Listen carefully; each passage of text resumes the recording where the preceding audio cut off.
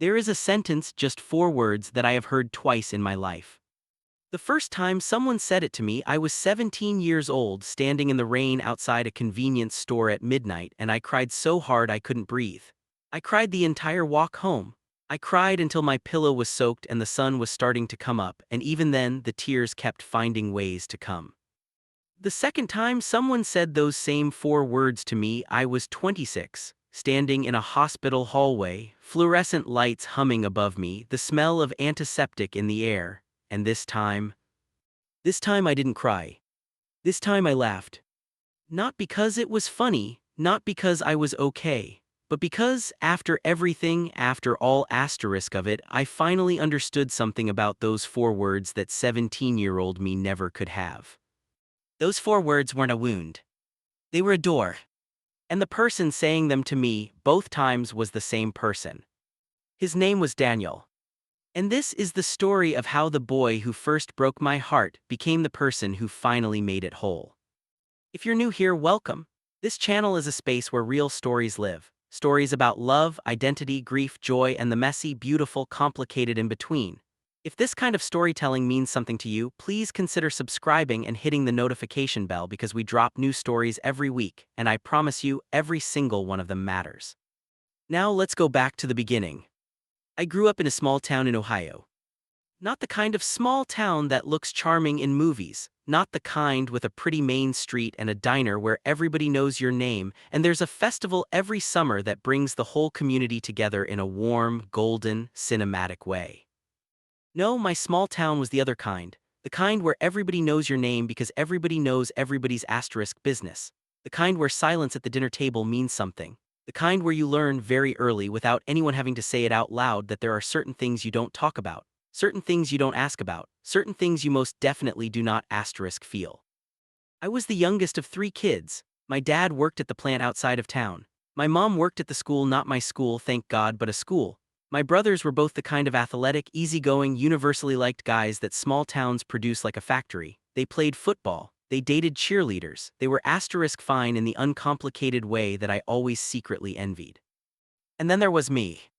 I was the one who read too much, who drew in the margins of his notebooks instead of taking notes, who listened to music that nobody else at school had heard of, who felt things, everything, just a little too intensely for a place that valued composure above almost everything else. I didn't have the language for what I was until I was about 15, and even then having the language didn't make it easier, it just made it more specific, more real, more terrifying. I was gay. And I was in a town where that word could still make people look at you like you just announced something catastrophic. Where the pastor at the church my family attended, the church I'd been going to since I was in diapers, preached about it with a particular kind of fire that I used to shrink from in the pew, wondering if anyone could tell if my face was giving me away, if God was watching me the way I suspected he was, and feeling disappointed. I had never told anyone. Not my parents, not my brothers, not my one good friend Marcus, who I'd known since 3rd grade and who I trusted more than almost anyone in the world. Nobody. I had a whole life inside me that nobody had ever seen. And then September, junior year of high school. Daniel Reyes transferred to our school. He arrived on a Tuesday.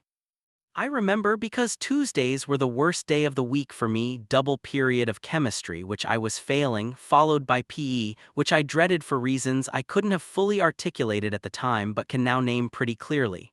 Tuesdays were gray days, survival days. And then Daniel walked into 3rd period English and sat down in the back row, the seat right next to mine, and the entire atmosphere of the room shifted. I don't know how else to describe it. It wasn't like a movie. There was no slow motion, no dramatic music swelling in the background. He just sat down, pulled out a notebook that was covered in stickers, bands I recognized, places I'd never been, a small drawing of a sun that looked hand-done, and he looked over at me and said, "What are we reading?" Just that, casual, no introduction, no small talk preamble, just straight to the point like we'd already been friends for years and he was just catching up. I told him The Great Gatsby. He made a face. Already read it. Is she any good at teaching it at least? I glanced at the front of the room where Mrs. Patterson was writing on the whiteboard. She's fine, I said. She makes you care about it. He nodded, like that mattered to him. Like he'd needed that information before he could decide how to feel about the class. And then he turned to the front and started taking notes, and I spent the rest of the period trying very hard to pay attention to Mrs. Patterson and failing almost entirely. Because here's the thing about Daniel Ray's, the thing I noticed in those first 45 minutes, and that would only become more apparent as the weeks went on. He was comfortable. Not cocky, not performatively cool, not the kind of new kid trying to impress that you usually see. Just genuinely, quietly, extraordinarily comfortable in himself in a way I had never seen in anyone my age. He laughed easily, he disagreed with people without apologizing for it. He wore what he wanted, which was usually something slightly different from what everyone else was wearing, never dramatically so, but enough to notice. He had opinions, he shared them, and he wasn't afraid. I had spent my entire 16 years of life being afraid of something, and here was this boy who seemed to have skipped that lesson entirely.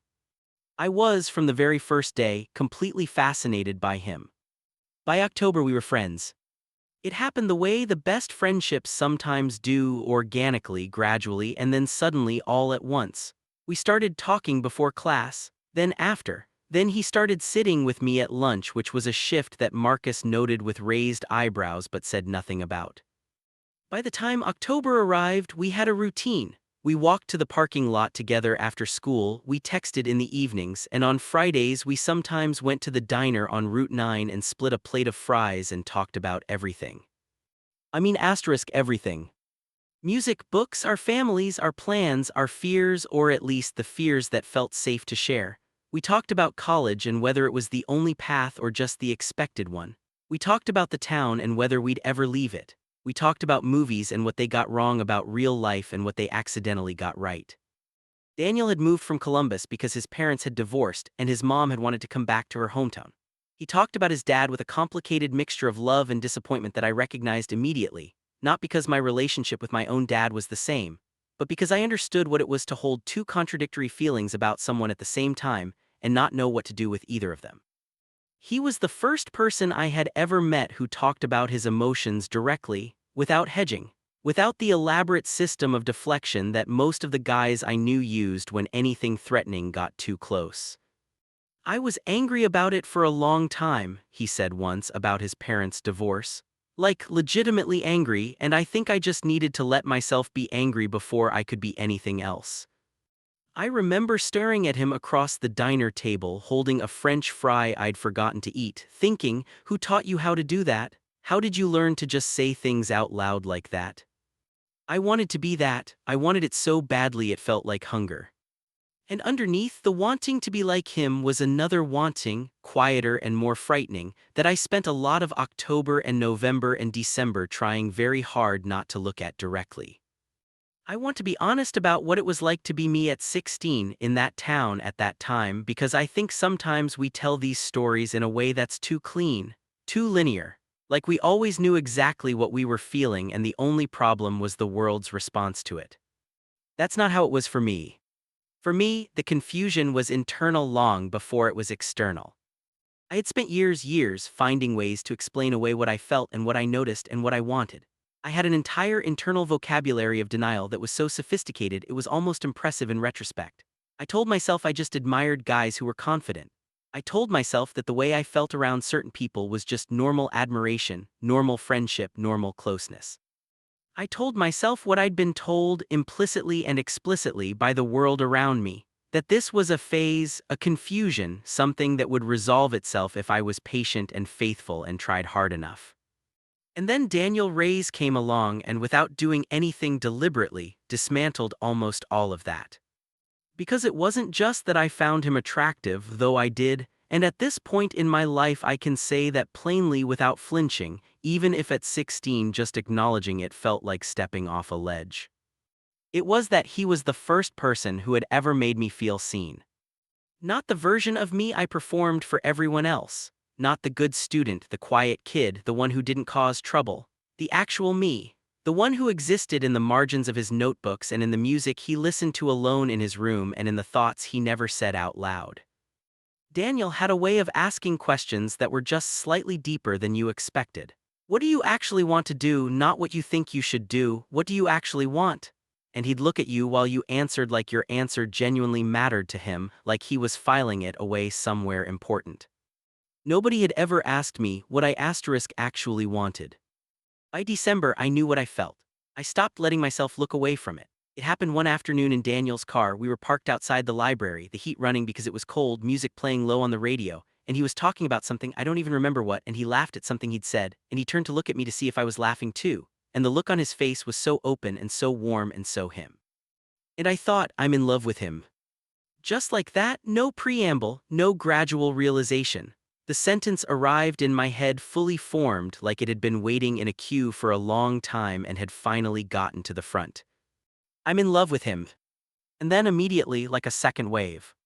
And that means I'm gay. And that means this is real. And that means I am in so much trouble. I didn't do anything with this knowledge for a while. I want to be clear about that because I think it's important. Knowing something and being ready to act on it are two completely different things. I knew I was absolutely not ready. So I did what you do when you're 16 and terrified and in love with your best friend who is probably straight. I kept showing up. I kept going to the diner on Fridays and texting in the evenings and sitting in the back row of English class and acting like everything was completely fine, while inside, a small and very persistent fire was burning. January came, February, the kind of winter that sits on a small Ohio town like a weight gray skis frozen ground, everyone a little slow and a little sad and waiting for it to be over. On Valentine's Day, which was a Saturday that year, Daniel texted me at noon.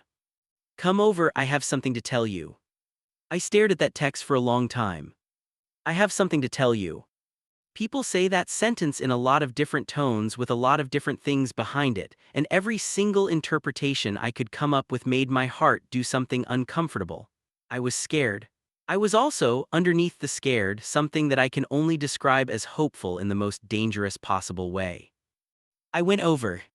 His house was small and warm and smelled like whatever his mother had been cooking. She greeted me in the kitchen. She liked me, I think, partly because Daniel had told her about me and partly because I always helped clear the table when I came for dinner, which apparently made an impression.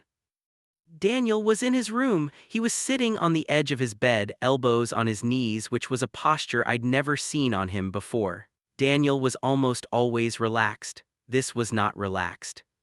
Close the door, he said. I closed it. I sat in the desk chair across from him. I looked at his face and I thought, whatever this is, it's big. He looked at the floor for a moment, then up at me. I've been trying to figure out how to say this for a while, he said. Okay, I said, my voice came out even, which impressed me. I think, he stopped, started again. I know that you're my best friend here, I know that, and I need you to know that first. I know, I said. He looked at me, and there was something in his eyes that I had not seen before, a nervousness, a vulnerability that was so unlike his usual ease that it almost made me more nervous just to witness it. I think I might be gay, he said. The room went quiet. Not literally, his music was still playing softly on the Bluetooth speaker on his desk. Somewhere down the hall, his mother was moving around in the kitchen. A car passed outside. But something in the room went very, very still. I've been trying to figure it out for a long time, he continued, talking now because I wasn't, his words coming faster. And I know it's a lot to say, especially here, especially I don't know, you're the only person I wanted to tell first. You're the only person I trust with it. He looked up at me again. And here's what happened in the 3 seconds that followed, in the exact order that it happened. First, I felt a rush of something so overwhelming I didn't have a name for it. Relief, recognition, oh, he's like me, he's like me. Second, I thought about telling him, about saying, me too, I've been carrying this too, I think I'm in love with you. I saw the door open the exact moment when I could have walked through it. Third, I got scared, not of him, not of what he'd said, but of everything else. The town, my family, the looks, the pastor, the 100 invisible walls that I had been pressing up against my whole life. And so instead of walking through the door, I said, thank you for telling me. And then I said, I think that took a lot of courage, I'm glad you told me. And then I said nothing about myself. The moment passed. The door closed. And Daniel smiled at me, this small, grateful, relieved smile, and said, I knew I could tell you. I want to be honest about what happened after that Valentine's Day afternoon, because this is the part of the story that I've had to reckon with the most in my adult life.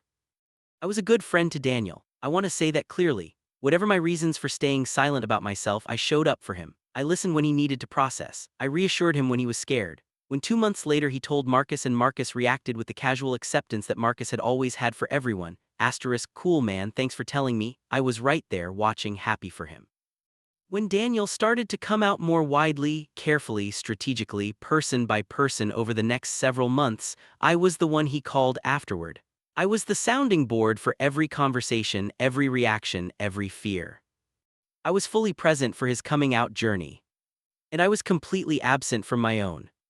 I told myself a lot of things during this period. I told myself I wasn't ready. I told myself Daniel's situation was different from mine, his parents were more open, he was from Columbus originally, he carried himself in a way that suggested resilience in a way I wasn't sure I had.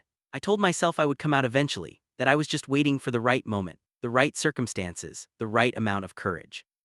And underneath all of that, I told myself one more thing, the thing I could barely admit even to myself. I told myself I was waiting to see if something might happen between Daniel and me. Because after his Valentine's Day confession, something had shifted between us. A new layer of intimacy, a new kind of knowing. We talked about being gay now carefully, quietly, just between us, in a way that felt like the most honest conversations I'd ever had with anyone. He talked about what it meant for him, what he was afraid of, what he hoped for. I responded to his openness with as much openness as I could manage, which was more than I'd ever given anyone but still not the full truth.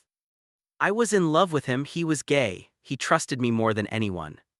The hope I was carrying was enormous and fragile, and I kept it carefully contained, like something that might shatter if I looked at it too directly. Junior year ended, summer came, we spent nearly every day together at the pool at the diner.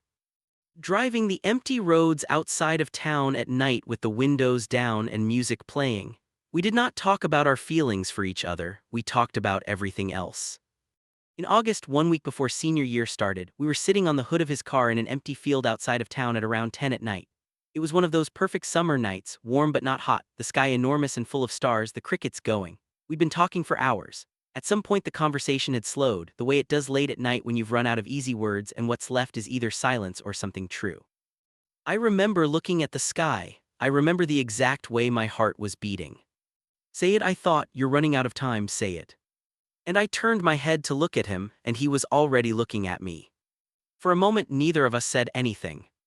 And then he said, I'm really glad you're in my life. And I said, me too. In the moment, that long, suspended, terrifying moment passed. I didn't say it. I have thought about that night many, many times since then. I've wondered what would have happened if I had. If I'd been brave enough to say, I think I'm in love with you, I'm also gay, I've known since December and I've been scared to say it. I've wondered if he might have said it back. I've wondered if things might have been different. But they weren't different because I didn't say it.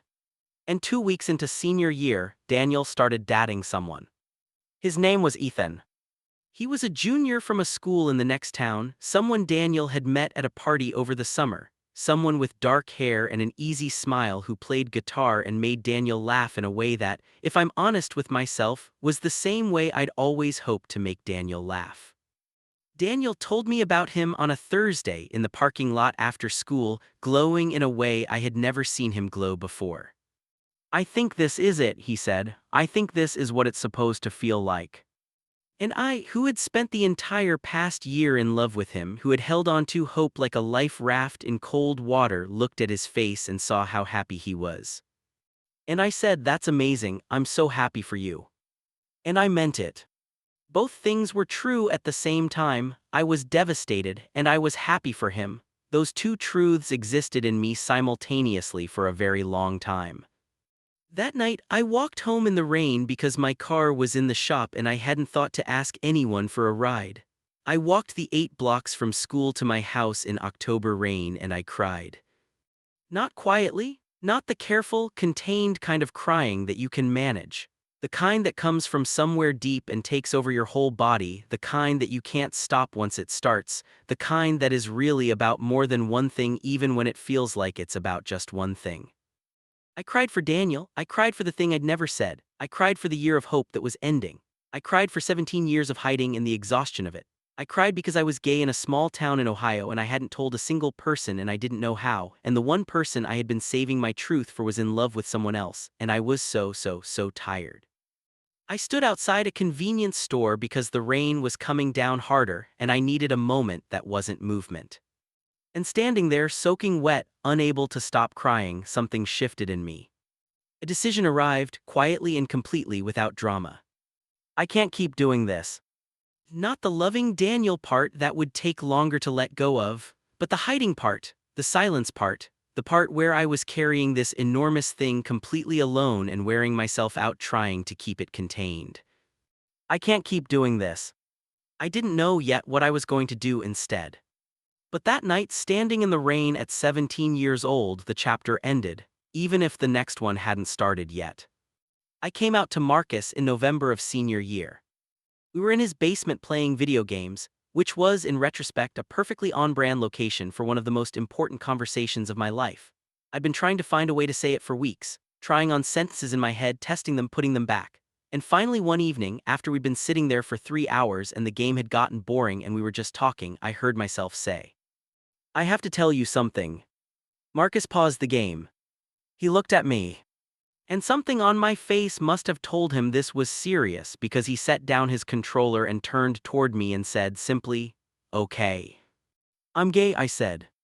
And Marcus, who had been my friend since third grade, who had taught me how to ride a bike, who had come to my grandfather's funeral and sat with me the whole time without saying anything because he'd understood that I didn't need words, Marcus looked at me and said, "Okay, thanks for telling me." Just that, the same thing he'd said to Daniel. "Okay, thanks for telling me." I laughed, it came out shaky and wet, and I realized I had started crying, which I hadn't expected. "You're literally the least dramatic person," I said. "What, did you want me to make a thing of it?" he said. "No," I said, "no, this is exactly right." We went back to the game, but something in the room was different, looser, somehow like a room where a window has been opened for the first time in a long time. I told him about Daniel, about the year of love I'd been carrying. Marcus listened without interrupting, which was not easy for Marcus, and when I'd finished he was quiet for a moment and then said, "Do you think he felt the same way?"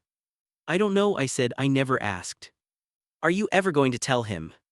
"I thought about it, I don't think so," I said. "He's happy with Ethan, I don't want to make it weird." Marcus nodded slowly with the particular expression he gets when he thinks you're making a suboptimal choice but respects your right to make it. "Just so you know," he said, "I don't think it would make it weird. I think Daniel could handle it, but it's your call." It was my call. I didn't tell Daniel. Senior year wound down. I came out to a few more people, slowly, carefully, choosing each person like you'd choose which rock to step on when crossing a stream, testing the ground before you put your weight on it. My friend Camille, who cried and hugged me for about 5 minutes straight and then apologized for crying and then hugged me again.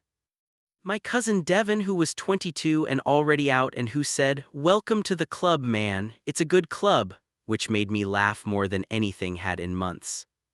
My brother Terrence, the older one, the one I was closer to, who I told on a Saturday afternoon in the driveway while we were both pretending to wash his truck. He stopped moving. He put down the sponge. He looked at me for a long, loaded moment. And then he said, "Does this change anything? Like, do you need something from me right now?" "I just needed you to know," I said. "Okay," he said, "then I know." He picked up the sponge again. "You want to finish the truck or leave the other side for later?" I have loved my brother for many reasons over the years. That moment is in the top 5. I did not come out to my parents before graduation.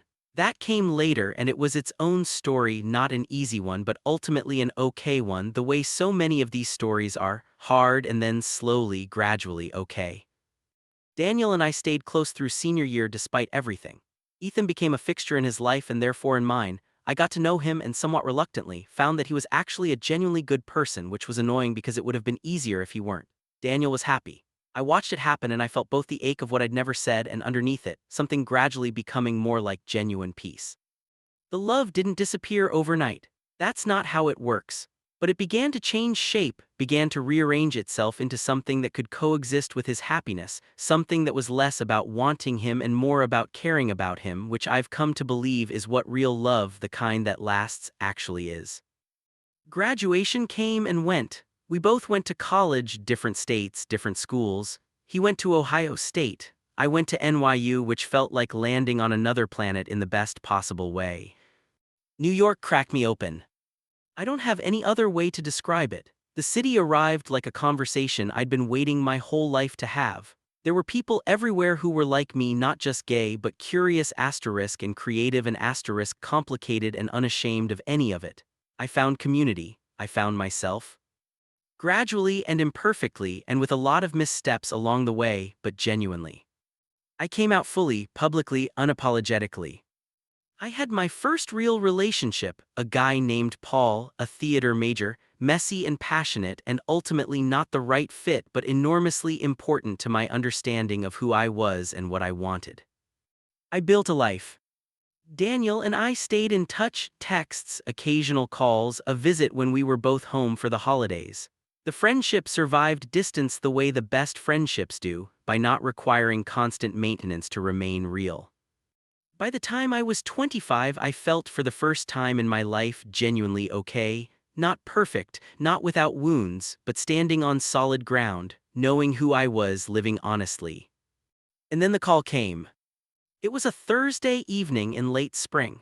I was 25, living in Brooklyn with two roommates, working at a design agency and going to therapy every other Tuesday and generally being a functioning adult human being with a life I recognized as my own. My phone rang, Daniel's name on the screen.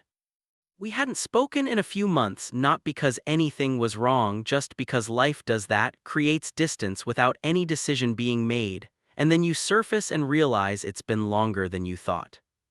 I answered on the second ring. Hey, it's been a while. Hey, his voice stopped me. It was Daniel's voice but different, flatter, something heavy in it. What's wrong? I said. A pause, I'm in the hospital. My stomach dropped. What, are you okay? What happened?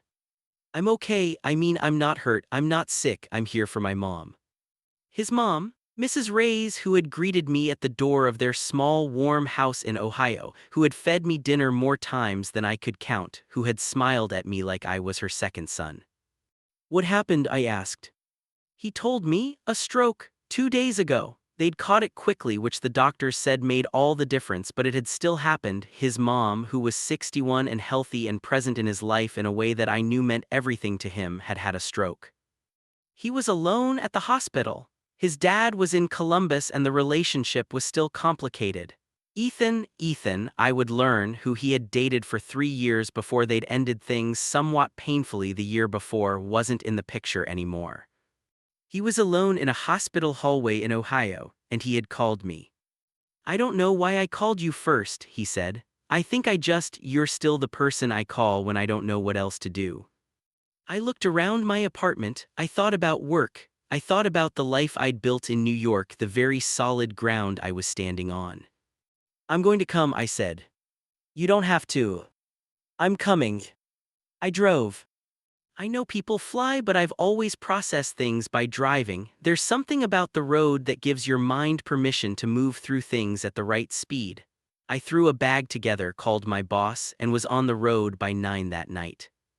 I drove through the dark with music on low and my thoughts running ahead of me. I thought about Daniel, about Mrs. Reyes, who had fed me and asked me questions about my life with the focused attention of someone who genuinely wanted to know the answers.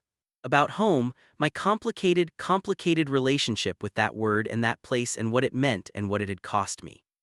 I thought about the last time I'd driven this road, going the other direction, leaving for college and telling myself, this is it, this is the beginning of the real thing.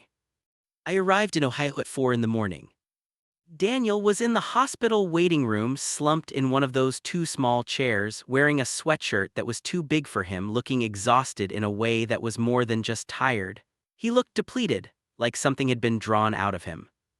When he saw me walk through the automatic doors, he stood up slowly. I crossed the room. And when I got to him, I just opened my arms and he walked into them and we stood there in the fluorescent light of a hospital waiting room at 4 in the morning, and he cried quietly into my shoulder and I held on. "Thank you for coming," he said eventually, pulling back, scrubbing his face with the back of his hand. "Obviously," I said. Mrs. Reyes improved over the next 2 days. The doctors were cautiously optimistic. She had deficits that would require rehabilitation, but she was going to be okay. She was going to come home. Daniel and I settled into a rhythm at the hospital, taking turns sitting with her when she was awake, eating bad cafeteria food in the lounge, sleeping in shifts in the waiting room. It was exhausting, and it was somehow also the most present I'd felt in a long time, the way emergencies strip away the unnecessary and leave you just with what matters. On the second night, his mom was sleeping. The ward was quiet. We were in the small lounge at the end of the hall, two vending machine coffees, the kind that taste like warm brown water, sitting across from each other in the way we had sat across from each other at the diner on Route 9 a decade earlier. We'd been talking for hours about his mom, about logistics, about Ethan. He told me more of that story. They'd wanted different things. It had ended without malice but with grief, about his life in Columbus, about mine in New York.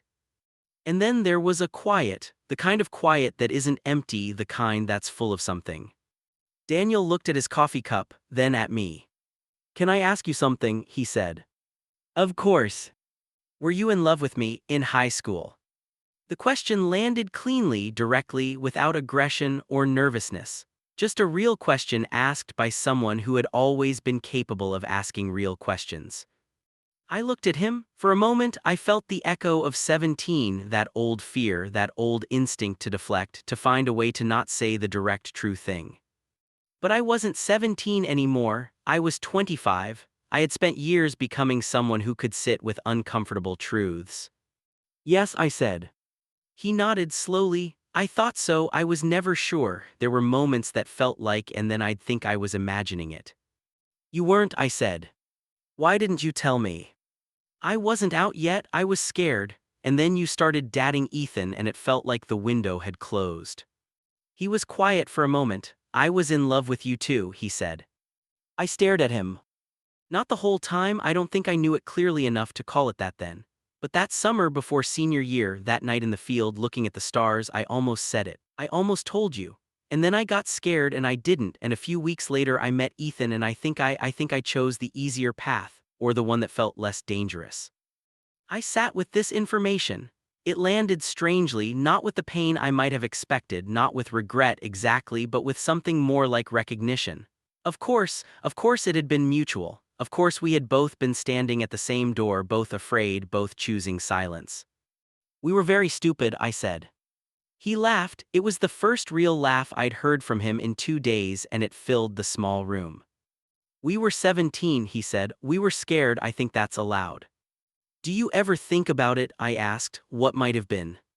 He thought about this. "Sometimes," he said, "but I don't think I'd trade what actually happened, what we actually have. Ethan was important to me, and you and I, we stayed real, we stayed honest, even when we weren't saying everything. Does that make sense?" It did. It made complete sense. "I need to tell you something else," he said. "Okay." He turned the coffee cup in his hands. I'm not doing great, like emotionally. The past year, the breakup, and now my mom, I've been kind of barely keeping it together, and I think I've been doing that thing where I just push through without actually dealing with anything." "I know that thing," I said. "I know you do. That's why I called you." He looked up. "I need help. I don't know what kind exactly. I think I need to be less alone with things. I think I need what we used to have, actually, the realness of it, even across the distance." "You have it," I said immediately. "You've always had it. I've just been waiting for you to call." His face did something complicated and then cleared. "I really am glad you're in my life," he said. And I thought of the field, the stars, him saying the same thing and me answering too small.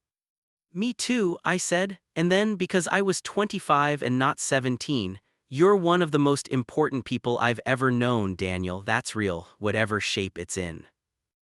Yeah. He reached across the table and squeezed my hand once, then sat back. We drank our terrible coffee. The next morning, Mrs. Reyes had a good day. She was awake and clear and herself, tired and diminished in ways she would need to work back from, but present. Her dark eyes tracked us when we came in. She squeezed Daniel's hand with her left hand, which was the stronger side. She looked at me standing in the doorway and she said, in the voice that was a little slower and softer than before but still unmistakably her, "You came all this way." "Of course I did," I said. "Sit down," she said, "both of you, tell me what's happening in your lives." So we did. We sat on either side of her bed in that hospital room with the morning light coming through the blinds, and we talked about New York and Columbus and what we were working on and what we wanted. And she listened to both of us with the focused warmth that she'd always had, asking follow-up questions, making observations that were wry and precise and exactly right. At some point she looked between us with an expression I couldn't quite read, knowing, almost amused, and said, "It's good that you have each other. Whatever it is you have, don't let it go." "We won't," Daniel said. I looked at her. "We won't," I agreed. She nodded, satisfied. "Good, now one of you get me some actual food before I have to eat another bowl of whatever that was." I stayed for 3 more days. Daniel's aunt arrived to help once his mom was home and stable, and I watched Daniel exhale visibly, physically, the tension leaving his shoulders as the immediate crisis passed. On my last evening there, we drove out to that same field. It was different without the summer warmth. Spring in Ohio is tentative, hopeful, still cool, but the sky was clear, and the stars were there, and we sat on the hood of his car the way we had at 17. "I keep thinking about what my mom said," Daniel said. "Don't let it go," I said. "Yeah, whatever it is you have," he smiled sideways at me. "She's always been good at that, nomming the important things without nomming them exactly. It's a gift." We were quiet for a moment, both of us looking up. "I want to be better about reaching out," he said. "I went months without calling you because I thought, I don't know, I think I have this thing where I don't want to need anyone, like needing is weakness or something, and it's exhausting." "It is exhausting," I said. "I used to do the same thing. I spent years carrying everything alone and calling it independence." "How did you stop?" "Therapy," I said, "and just practicing letting people in and surviving it." He laughed quietly. "Surviving it. It sounds dramatic, but it felt dramatic. Every time I let someone close, there was this moment where I thought, this is the part where something goes wrong, and then it didn't, and slowly the moment got shorter." He was quiet for a while. "Can I tell you something that sounds cheesy?" "Always." "You were the first person who made letting someone in feel survivable. Back then, just being around you felt like proof that it was possible to be known by someone and not be destroyed by it." I turned to look at him. He was looking at the stars. "That's not cheesy," I said. "That's one of the most important things anyone has ever said to me." He looked over. "Really?" "Really, because that's exactly what you were for me too." And sitting there in the spring night in the field outside the town where we'd grown up, I felt something complete. Not a love story in the way I'd imagined at 17. That would have been a different story with different lessons, and I genuinely don't know if it would have been a better one. Just a completion, a fullness. Two people who had known each other long enough to stop pretending, who had, between them, enough history to make honesty feel like homecoming. That was 2 years ago. Here's what happened in those 2 years, because stories don't end in fields and I want to be honest about what actually unfolded. Daniel started therapy. He told me this in a text about a month after I'd gone back to New York, and I think I stared at the message for a full minute, just feeling this uncomplicated warmth about it. He texted me updates sometimes, not the details but the shape of it. "Had a hard session today, also a good session. Think I'm starting to figure something out." We called each other more, not all the time. We were still both busy people with separate lives, but more. Enough. Enough that neither of us felt like a stranger by the time we were actually talking. I went through my own changes too. I ended a relationship that had been coasting on comfort rather than genuine connection, harder than I'd expected, right until the moment it was done and then immediately clarifying. I moved to a smaller apartment in a better neighborhood. I started writing, not for work, just for myself, just because I had things I wanted to say and I needed somewhere to put them. I found, somewhere in the midst of all of that, that I was genuinely happy. Not every day. Not without hard moments or lonely evenings or the occasional spiral of self-doubt that I'm apparently still going to be managing for the foreseeable future. But overall, sustainably, actually happy. Mrs. Reyes recovered, slowly with setbacks, with the particular courage that people don't always notice in others until they're watching someone face something hard and refuse to be defeated by it. Daniel sent me a video of her laughing at something on television in her kitchen, her own kitchen home, and I watched it 3 times. Last fall, Daniel came to New York for a weekend. We did everything: walked the Brooklyn Bridge at sunset, ate at too many places in too short a time, stayed up until 2 in the morning in my apartment talking about everything and nothing in the way that you can only do with someone who has known you long enough. On the last night, we were sitting in my kitchen, finishing the last of a bottle of wine, and he said, "I'm really glad you came that night to the hospital. I think things could have gone differently for me if you hadn't." "What do you mean?" "I think I was heading somewhere not great, not nothing dramatic, just slowly getting smaller, closing off, and you showing up was like, I don't know, like proof that I was still worth showing up for. I thought about Mrs. Reyes in her hospital bed looking between us. Whatever it is you have, don't let it go. You've always been worth showing up for," I said. "I just needed you to ask." "I know I'm getting better at asking." "I know you are." He raised his glass, I raised mine. "To asking for help," he said. "To asking for help," I said. We drank. Now the hospital hallway, the fluorescent lights, the antiseptic smell. I need to bring you back there to the moment I mentioned at the very beginning of this story because I promised you I would. It was about 3 weeks ago. I was back in Ohio, not for an emergency this time, but for a visit I'd planned. Mrs. Reyes had a follow-up with her specialist, and Daniel had asked if I wanted to come down for the weekend and see her and spend some time. I said yes immediately. The specialist appointment was in Columbus. We drove together, Daniel and me in the front, Mrs. Reyes in the back, the three of us listening to her choice of radio station, which was an oldies station that she defended vigorously every time either of us made a face. The appointment went well, her recovery was on track. The doctor said she was doing better than they'd hoped. We were walking out through the hospital corridor, Mrs. Reyes slightly ahead, talking to a nurse about something, Daniel and I just behind, and Daniel slowed his pace slightly. I looked over at him. He was looking ahead, not at me, his hands in his pockets. "I'm really glad you're in my life," he said. Just those words, the same ones he'd said on the hood of that car at 17, on a late summer night when I'd wanted so much to say something back and had settled for something smaller. The same 4 words. But here's the thing that was different. I was 26 now. I had come out and lived as myself and built a life and learned how to be in real relationships and lost things and found things and changed in all the ways you change between 17 and 26 when you're paying attention. And Daniel was 26 too, a different version of himself than that scared, brave, impossibly comfortable-seeming boy who had sat down next to me in English class. A person who had been through loss and love and heartbreak and hard work and was still so fundamentally, authentically himself that it still took my breath away a little. And the love I had for him was real and present and nothing like the desperate, terrified, consuming thing it had been at 17. It was something broader and quieter and more sustainable, something I could actually live inside. And standing in that hospital corridor, I thought about 17-year-old me, standing in the rain, crying, not knowing how to be the person he needed to be to live his actual life. And I thought about what he would have needed to hear, what might have helped him get there faster, what would have made the decade between that rain-soaked night and this fluorescent-lit hallway slightly less painful. And I thought he would have needed to know that it gets here, that it gets to this, that the friendship and the honesty and the being known without being destroyed, it's real, it's possible, it's worth every hard thing it cost to arrive at it. I looked at Daniel. He was looking at me now with the half-smile that was just his face being his face. "I'm really glad you're in my life too," I said.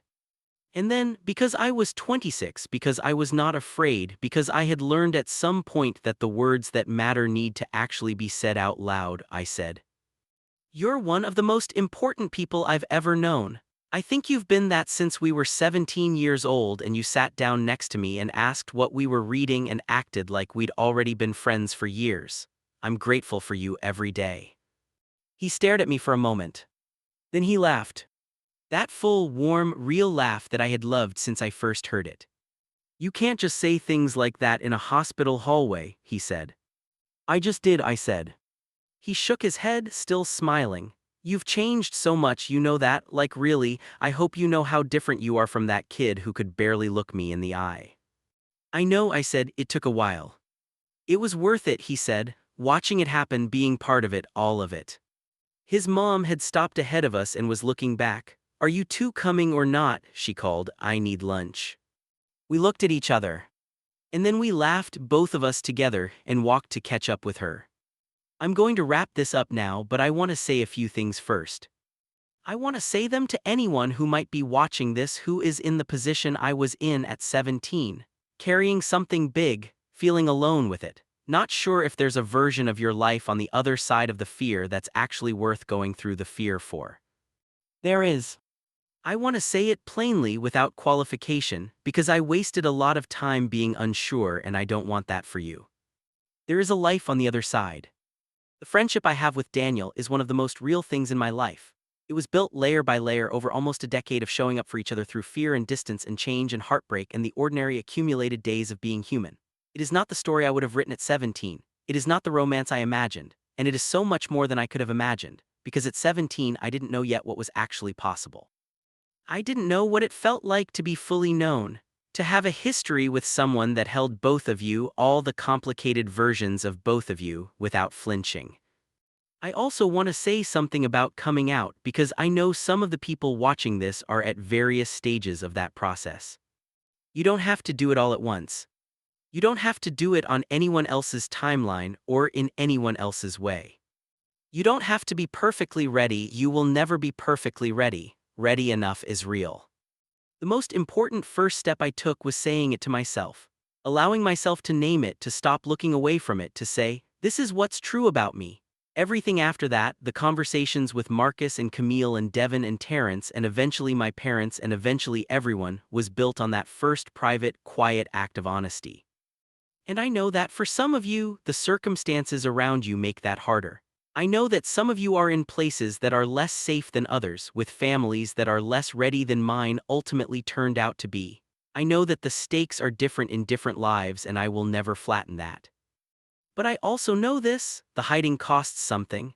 It cost me years of energy that I can't get back. It cost me a version of my friendship with Daniel that we only partially recovered. It created a distance between me and my own life that I spent a long time closing. You are worth the cost of telling the truth about yourself. You are worth it. One more thing. The 4 words Daniel said to me, the sentence I built this story around. I'm really glad you're in my life. I've been thinking about why those words hit differently the second time. Why at 17 they made me cry all night and at 26 they made me laugh. I think it's this. At 17, I'm really glad you're in my life felt like almost enough. Like it was one step short of everything I actually wanted to hear. It was proof of love but not the specific love I was hoping for, and so it was painful, painful in the specific way that something is painful when it is close to what you need but not quite it. At 26, I'm really glad you're in my life was everything. Not because anything dramatic had been resolved or because we had arrived at some perfect destination, but because I had grown into someone who could receive that sentence without needing it to mean something different than what it meant. Who could hold the love that was actually there in the form it was actually in and feel it as sufficient, as real, as good. That's the thing about growing up, I think. Not that the world gets easier or the feelings get smaller, but that you slowly become more capable of holding what's actually there, of receiving things as they are, of choosing the real over the imagined. I am still growing, I will probably be growing for a very long time. But I am so glad I started. If this story meant something to you, if it found you in a place where you needed it, I want you to know that was the whole point. Stories like this one exist because someone had to live them first and then be willing to tell them honestly, without editing out the scared parts or the stupid choices or the years of silence that should have been full of words. I lived it, I'm telling it. And I hope it lands where it needs to land. Take care of yourselves. And if there's someone in your life who you haven't told the important thing to yet, consider this story a small nudge toward doing that, not because it's always easy, not because it always goes perfectly, but because the alternative is the rain and the silence and the weight of the thing you kept to yourself, and you deserve better than that. You really truly do. Subscribe if this story moved you, drop a comment below, I read every single one, and share this with someone who might need it today. New stories every week. Blue Heart.